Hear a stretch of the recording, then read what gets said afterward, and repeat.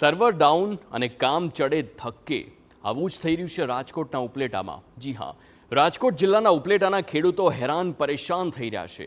કોલકી ગામમાં ખેડૂતો મુશ્કેલીમાં મુકાયા કારણ કે ટેકાના ભાવે ખરીદી માટે તેઓ પાસે નથી કરાવી શકતા રજીસ્ટ્રેશન। કોલકી ગામમાં છેલ્લા 2 દિવસથી સર્વર ઠપ છે।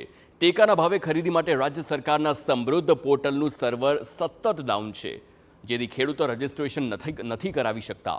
મગફળી, અડદ, સોયાબીન અને મગ તે તમામ માટે ગઈકાલથી ખેડૂતો રજીસ્ટ્રેશનનો પ્રયાસ કરી રહ્યા છે। 15 સપ્ટેમ્બર સુધીનો જ સમય છે, પરંતુ 2 દિવસ તો ઠપ સર્વરના કારણે બગડ્યા છે અને હજુ સર્વર ખુલતું નથી। ત્યારે ઝડપથી આ સમસ્યા દૂર થાય તેવી માંગ સરકાર પાસે કરાઈ રહી છે।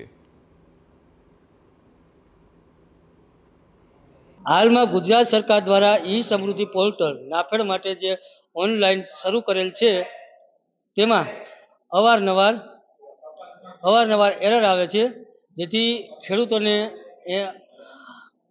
હેરાન પરેશાન થાય છે। જેથી ગુજરાત સરકારને અમારી વિનંતી છે કે આ પોર્ટલમાં તાત્કાલિક નિરાકરણ લઈ આવે, તાત્કાલિક ઝડપી સર્વર ચાલુ થાય તે હેતુથી ખેડૂતોનું નાફેડમાં જે અરજી કરવાની છે તેની તાત્કાલિક નિરાકરણ આવે।